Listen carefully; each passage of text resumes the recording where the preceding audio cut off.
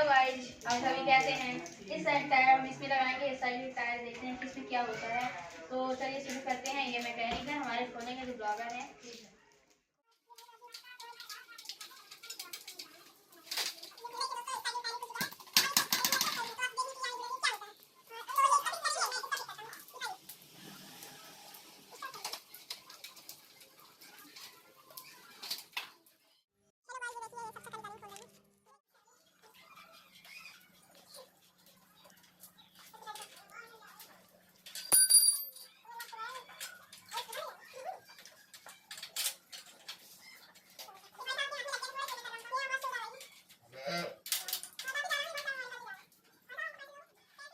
चलाएंगे इसे, देखते हैं।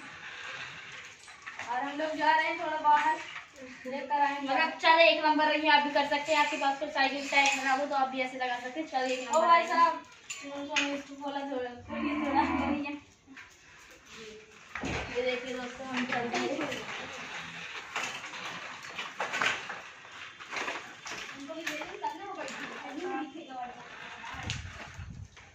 चला के एंट्री कर दी तक